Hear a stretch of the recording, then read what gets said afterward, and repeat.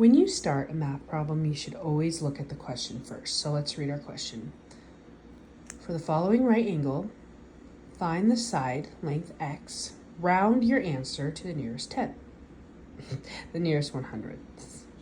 Always make sure to double check, read it again, just like I did right there. I accidentally said tenths when it's 100ths, so always keep that in mind. All right, so this is our problem. So we have to solve for our little x friend right there. All right. So first, what we're gonna do is look at the formula. Now, here's our formula, and here's an example of what pieces go where. All right, so A, 2 above, plus B with 2 above equals C with 2 above. All right, so what we're gonna do is look at our answer, our question. So we have a 17 here. So we can assume that our 17 can also be there. So 17 is our A and 18 is our C. So what we can do is plug that in. So we have 17 is A, B is the X, because we could not figure out, because this is B and this is B. We don't have an answer for B. So that's X. And then this is our C, and it equals 18. All right, so let's plug it in. When we plug things in, that means we're gonna take our numbers here, and we're gonna put them in our problem up here. So let's do that. All right, so that's what it should look like. We're gonna put our 17 where our A is, our X where our B is, and we're gonna put an 18 where our C is, because it all matches up. Okay, so after this, we have to first find out how many times does 17 go into the power 2, which is just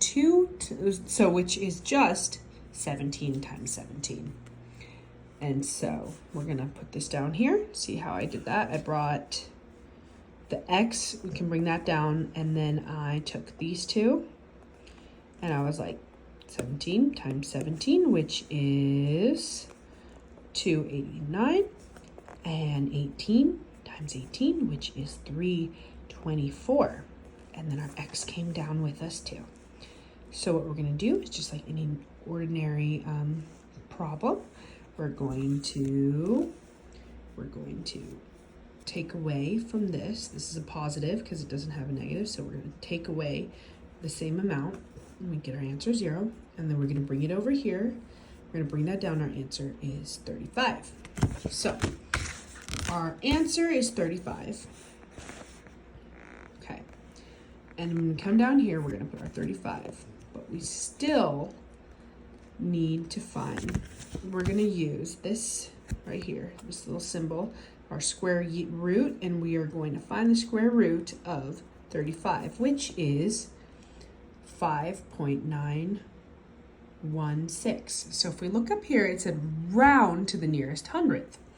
So what we want to do is take our 6 here, and anything 5 and above, we have to round up, and anything, if this was a 2, we would just keep it at 5.91, but because it's a 6, we're gonna put it at 5.92.